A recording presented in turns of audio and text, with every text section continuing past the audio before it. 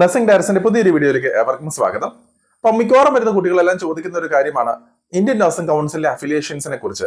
അപ്പോൾ 2024-25 അപ്ഡേഷൻസ് ഇപ്പോൾ നടന്നുകൊണ്ടിരിക്കുകയാണല്ലോ. അപ്പോൾ പല കുട്ടികളും ചോദിക്കുന്ന ഒരു കാര്യമാണ് 2024-25 ഈ കോളേജിന് അഫിലിയേഷൻസ് ഇല്ലല്ലോ, അതുകൊണ്ട് പ്രശ്നമുണ്ടോ ഇല്ലയോ എന്നുള്ളത്. അപ്പോൾ നമ്മൾ എങ്ങനെയാണ് ഒരു കോളേജ് സെലക്ട് ചെയ്യേണ്ടത്, അല്ലെങ്കിൽ ഇന്ത്യൻ നഴ്സിംഗ് കൗൺസിൽ അഫിലിയേഷൻസ് ഉള്ള കോളേജ് ആണോ എന്നുള്ള കാര്യങ്ങൾ, എന്തൊക്കെ കാര്യങ്ങളാണ് നമ്മൾ പരിശോധിക്കേണ്ടതെന്നാണ്. അപ്പോൾ നമ്മളിവിടെ പ്രത്യേകം നമ്മൾ നോട്ട് ചെയ്യേണ്ട ഒരു കാര്യം, കഴിഞ്ഞ വർഷങ്ങളിലെല്ലാം തന്നെ അഫിലിയേഷൻസ് പ്രോപ്പറായിട്ട് കിട്ടിക്കൊണ്ടിരിക്കുന്ന ഒരു കോളേജ് ആണെന്നുള്ളത് പ്രത്യേകമായിട്ട് നിങ്ങൾ പരിശോധിക്കുക. ഇപ്പോൾ ഒരു ഉദാഹരണമായിട്ട് 2022 നമ്മൾ ഓരോ അക്കാഡമിക് ഇയർ കണക്കിലാണ് സാധാരണ രീതിയിൽ ഇന്ത്യൻ നഴ്സിംഗ് കൗൺസിലിലെ അഫിലിയേഷൻസ് എല്ലാം കൊടുക്കുക. അപ്പോൾ മറ്റൊരു ചോദ്യമാണ്, ഇപ്പോൾ ഇന്ത്യൻ നഴ്സിംഗ് കൗൺസിലിലെ അഫിലിയേഷൻസ് ഉണ്ട്, മറ്റുള്ള KNC അതുപോലെ യൂണിവേഴ്സിറ്റി തലത്തിലുള്ള അഫിലിയേഷൻസ് നിങ്ങൾക്ക് അല്ലെങ്കിൽ കോളേജിന് ഉണ്ടാവുമോ എന്നുള്ളൊരു ആശങ്കയും പല കുട്ടികളും ചോദിക്കാറുണ്ട്. അപ്പോൾ നമ്മളൊരു കാര്യം ശ്രദ്ധിക്കേണ്ടത്, ഇന്ത്യൻ നഴ്സിംഗ് കൗൺസിൽ എന്നുള്ളത് നാഷണൽ ആയിട്ടുള്ള അല്ലെങ്കിൽ ഓൾ ഇന്ത്യ ലെവലിലുള്ള ഒരു മെയിൻ ആയിട്ട് വരുന്ന ഒരു അതോറിറ്റിയാണ്. അപ്പോൾ ഈ പറയുന്ന അതാത് സ്റ്റേറ്റ് നഴ്സിംഗ് കൗൺസിലിന്റെയും അതാത് യൂണിവേഴ്സിറ്റിയുടെയും അഫിലിയേഷൻസ് ഉണ്ടെങ്കിൽ മാത്രമാണ് ഇന്ത്യൻ നഴ്സിംഗ് കൗൺസിലിലെ അഫിലിയേഷൻസ് നൽകുക. കാരണം ഈ പറയുന്ന അഫിലിയേഷൻ സ്റ്റേറ്റ് ബോഡിയുടെ അഫിലിയേഷൻസ് ഇല്ലാതെ തന്നെ യാതൊരു കാരണവശാലും ഇന്ത്യൻ നഴ്സിംഗിന്റെ അഫിലിയേഷൻസ് നൽകുകയില്ല എന്നുള്ളൊരു കാര്യം എല്ലാവരും മനസ്സിലാക്കേണ്ടതായിട്ടുണ്ട്. അപ്പോൾ നമ്മൾ ഏറ്റവും ആത്യന്തികമായിട്ട് നമ്മൾ എപ്പോഴും ശ്രദ്ധിക്കേണ്ട ഒരു കാര്യം ഇന്ത്യൻ നഴ്സിംഗ് കൗൺസിലിന്റെ അഫിലിയേഷൻസ് ഉണ്ടോ എന്നുള്ളതാണ്. അപ്പോൾ നമ്മളൊരു കാര്യം ശ്രദ്ധിക്കേണ്ടത്, 2024-25 അഫിലിയേഷൻസ് നോക്കിക്കഴിഞ്ഞാൽ വളരെ കുറച്ച് കോളേജുകൾ മാത്രമേ ഓരോ സ്റ്റേറ്റിലും കാണാൻ സാധിക്കുകയുള്ളൂ. കേരളത്തിലെ പോലെ മിക്കവാറും വരുന്ന റെപ്യൂട്ടഡ് ആയിട്ടുള്ള പല കോളേജുകളും നിങ്ങൾക്ക് ഇവിടെ കാണുവാനായിട്ട് സാധിക്കുകയില്ല. അതുപോലെ തന്നെ കർണാടകത്തിലും തമിഴ്നാട്ടിലുള്ള മിക്കവാറും വരുന്ന റെപ്യൂട്ടഡ് ആയ കോളേജുകൾ പോലും ഈ ലിസ്റ്റിൽ ഇടം പിടിച്ചിട്ടില്ല.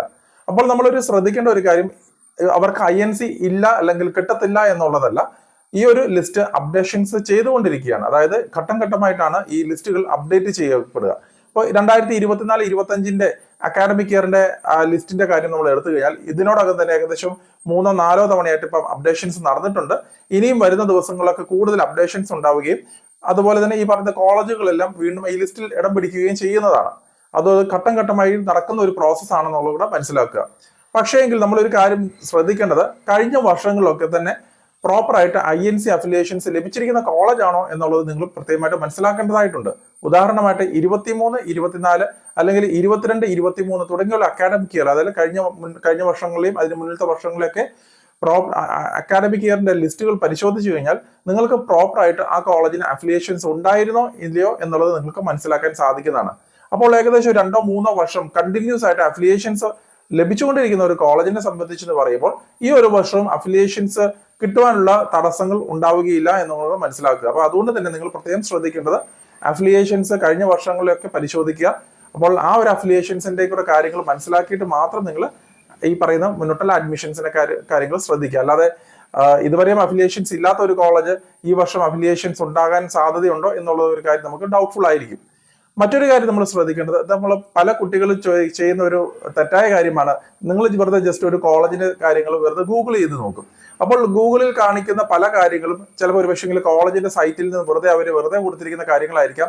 അല്ലെങ്കിൽ പലരും പല പല ഓൺലൈൻ എഡ്യൂക്കേഷൻ പ്ലാറ്റ്ഫോംസ് ഉണ്ട്, അപ്പം അവരൊക്കെ കൊടുത്തിരിക്കുന്ന വെറുതെ ഉള്ള ഒരു കാര്യങ്ങളായിരിക്കാം. അപ്പൊ നമ്മൾ ആത്യന്തികമായിട്ട് നോക്കേണ്ടത്, ഇന്ത്യൻ നഴ്സിംഗ് കൗൺസിലിന്റെ വെബ്സൈറ്റിൽ കയറിയാണ് നിങ്ങൾ ഈ പറയുന്ന കോളേജുകളുടെ ലിസ്റ്റുകൾ കാര്യങ്ങളെല്ലാം പരിശോധിക്കേണ്ടതായിട്ട് വരിക. ഇപ്പോൾ ഞാൻ ഇവിടെ കാണിച്ചിരിക്കുന്നത് പോലെ തന്നെ ഇന്ത്യൻ നഴ്സിംഗ് കൗൺസിലിന്റെ വെബ്സൈറ്റിൽ കയറുക. ഏറ്റവും ടോപ്പിലായിട്ട് നിങ്ങൾക്ക് ലിസ്റ്റ് ഓഫ് നഴ്സിംഗ് ഇൻസ്റ്റിറ്റ്യൂഷൻ എന്ന് പറഞ്ഞ് കൊടുത്തിട്ടുണ്ട്. അപ്പോൾ ഇപ്പോൾ 2024-25 അപ്ഡേഷൻ നടന്നുകൊണ്ടിരിക്കുന്നതിനാൽ അതിന്റെ കാര്യങ്ങൾ കംപ്ലീറ്റ് ചെയ്തിട്ടില്ല. പക്ഷേ എങ്കിൽ കഴിഞ്ഞ വർഷങ്ങളിലൊക്കെ ലിസ്റ്റുകൾ നിങ്ങൾ നോക്കിക്കഴിഞ്ഞാൽ താഴെയായിട്ട് നോക്കിക്കഴിഞ്ഞാൽ ഓരോ അക്കാഡമിക് ഇയറിന്റെ കൊടുത്തിട്ടുണ്ട്. അപ്പോൾ നിങ്ങൾ വരുന്ന ഒരു അക്കാഡമിക് ഇയറിന്റെ ഒക്കെ നിങ്ങൾ പരിശോധിച്ച് നോക്കുക.